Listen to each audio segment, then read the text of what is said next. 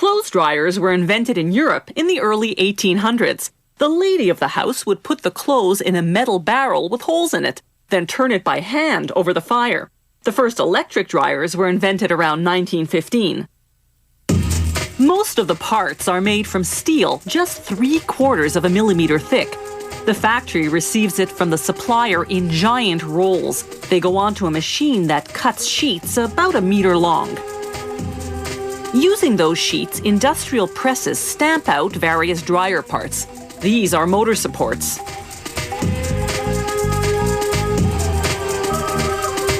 And this is the back panel of the drum, the rotating compartment that holds the clothes.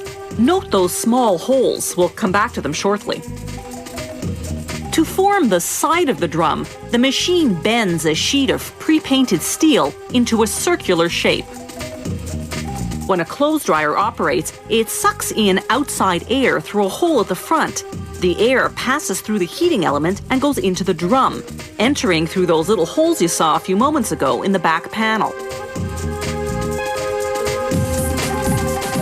Once the automated machines have finished shaping the drum, they form a groove on its outside surface. This groove is for the motorized belt that drives the drum. Next, they put the drum on another machine that screws 3 baffles in place. Baffles are those thick plastic wings located inside the drum. They're what throw the clothes around as it rotates. Back on the automated line, the drum's front rim goes on.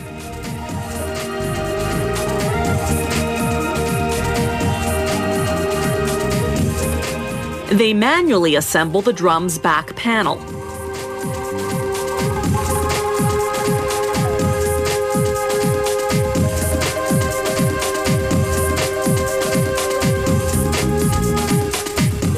Then a machine installs it.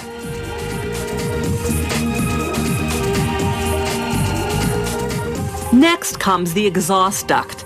Hot, moist air exits the drum through a bunch of holes and a large slot in the dryer door. The air gets channeled downward through the lint screen, then goes through a duct at the front of the dryer to the fan. The fan blows the air out this exhaust duct at the back of the dryer.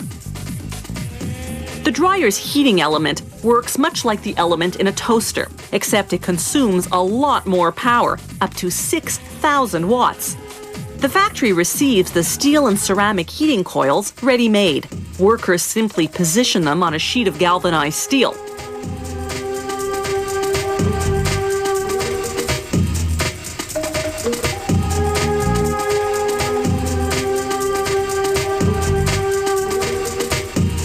They also install a temperature sensor that shuts off power should something go wrong and cause the dryer to overheat.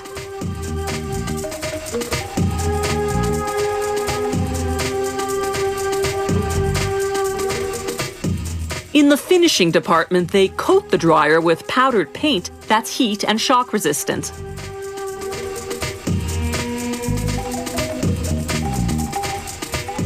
Then they assemble the bottom and back of the appliance. They install the motor that drives both the belt and the fan. Then the exhaust duct goes in. Automated machines prepare the electrical wiring. They paint and cut the wires, then install a terminal on each end. Workers wire the dryers, then install the drum. They close up the sides,